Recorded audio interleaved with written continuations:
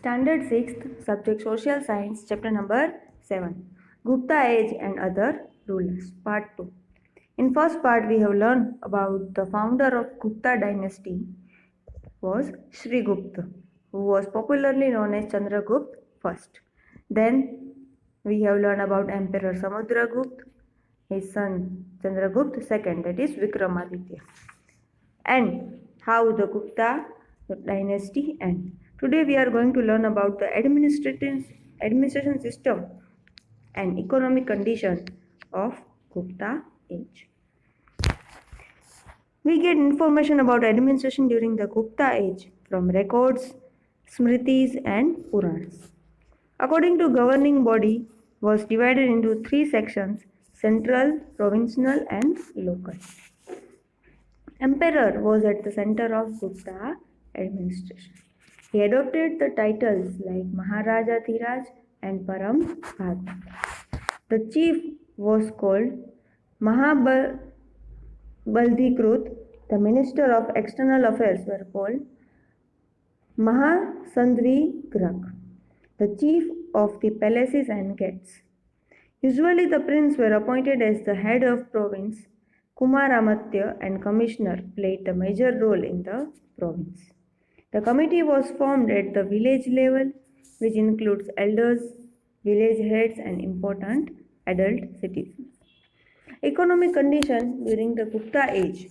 As we all know that Gupta age was the golden period, farming, internal trade and international trade were very developed. Wheat, rice in North India, sugarcane in Gandhar, grapes and kesar in Kashmir and coconut in Kamrup were grown. Rice was grown in large quantity in Bengal, cotton in Gujarat and silk in Bengal. Trade of condiments and spices, silk and cotton had developed in South India. The king used to tax 1/6 of the total production. Cotton, silk and spices were exported to Europe from India through Central Asia, while cotton, silk, spices, condiments and timber were exported to east and west of the world through the international ports like Khambat, Bharuch, Sopara and Tamra-Lipti. Gold, silver and other items were imported. Hinduism and Indian culture were seen in full swing during the Gupta age.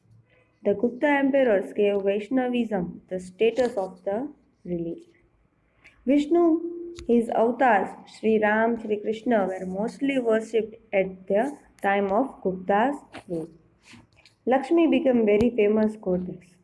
It was during the time only that Ramayana and Mahabharata as well as the Purans were recompiled. Srimad Bhagavad Gita became very important text of this time. Like Vaishnavism, Shaivism also developed during Gupta age. In South India, Shiv saints were called Nayanar while Vaishnav saints were called Alvar. Mahur Mardini, that is goddess Durga, were quietly popularly worshipped there. The worship of Kartikeya was also practiced during the Gupta age. Samudragupta was the protector of Buddhism, Mahayana and Heian cult of Buddhism also developed. Gupta age was culturally golden age of India.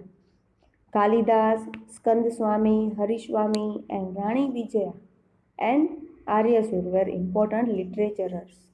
Among all of them, Kalidas was the best. Taking story of Indian epics, he wrote epics like Abhigyan Shakuntalam, Raghuvansham and Meghdutam. Gupta age was the era of temple architecture. Gop in Gujarat, Parvati temple of Nachan Kothar and temple of Jhansi are the first brick temples of India. The idols of Durga, Buddha, Krishna and Shiv were made in large numbers. Aryabhat and Varamir were among the greatest scientists of this period. Aryabhat discovered zero and decimal system. Varahamihir wrote an important text named Brihad Sanhita, which was related with astronomy. Vagbhat wrote a great text on Ayurveda, Ashtanga Hridaya Samhita. During this time, medicines developed for human as well as animals. Even medicines were also discovered for elephants and horses. Chemistry also developed quite well. It is the best example is iron pillar of Mehroli near Delhi, which is not corroded even today. Emperor Harshvardhan. After the Gupta age, the kingdom of Harshvardhan is considered as the important state of ancient India. He belonged to Pushyabhuti clan of Thaneshwar. Rajyavardhan and Harshvardhan were sons of Prabhavardhan, while his daughter was Rajyashri, who was married to the king of Kanauj, Dhruvarman. God King Shashank and king of Malwa kidnapped Rajyashri and attacked on the kingdom, which created a crisis. Rajyavardhan died while trying to save Rajyashri. In such emergency, Emperor Harsh ascended the throne in 606 AD. He saved Rajyashri and started a proper rule in both the state Kannauj and Thaneshwar.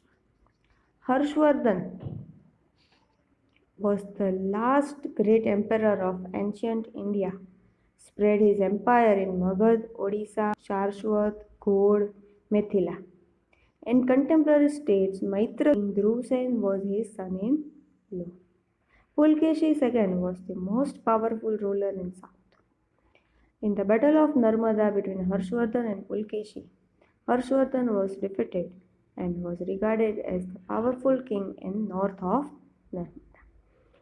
Thus, at that time, there were two parts in India, North India and South India, where North India was under the rule of Harshvardhan and South India was under the rule of Pulkeshi II. The great Chinese traveler Yunzeng came to India during this time. He stayed in Harshvardhan's palace. Harsh was devotee of Shiv and later became a great follower of Buddhism.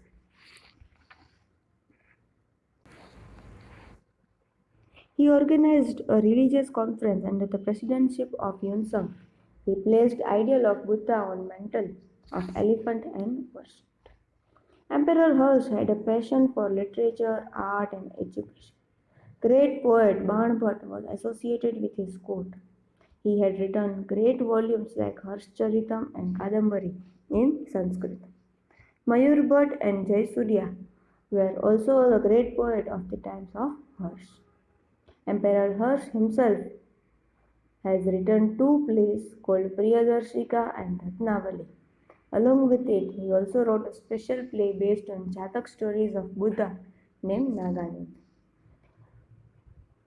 He also formed friendly relations with other countries and sent a delegation to China. A Chinese delegation also visited India. In this way, Harsh was high-ranking ruler, conqueror, administrator, and literature. He donated 100 villages to sustain Nalanda Vidyapit. That means whatever earning he get from that 100 villages will all be given to sustain Nalanda Vidyapit. The other ruler was Pulkeshi II at the same time of the Emperor Harsh. He was the most powerful king of Chalukya dynasty. He took the power from Rashtrakut in Maharashtra and established a state. Pulkeshi II ruled for almost 40 years. He even defeated Emperor Harsh. He was a great winner. After defeating Kadam, gangs of Maheshwar, Mauryas of Konkan, he received the title of the Lord of South. He also defeated Lat, Malav, and Gurjars. He was the ruler of all the regions of Karnataka, Maharashtra, and Konkan. Just like Harsh, he also developed relations with other countries. He had sent one of his ambassadors to Iran's Emperor Khusro II, who was his friend. Other than Harshvardhan and Pulkeshi II's region, there were other states at the same time includes Pallav of Kanchi, Gurjars, Pratihar of Rajasthan, Maitraks of Vallabhi, Gurjars in South Gujarat, Karkotako of Kashmir, etc. Pallavas of Kanchi had become famous for their architecture and arts. They built many temples of Brahma, Vishnu, and Mahesh by cutting rocks. Pallavas who built chariot temple on seashore have increased India's cultural prosperity. Kailashnath temple built in Kanchipuram can be considered as the best temple of that time. In next part, we will learn more about the ancient time of India and ruler of at that time. Till then, you have to complete this chapter in your workbook. Thank you.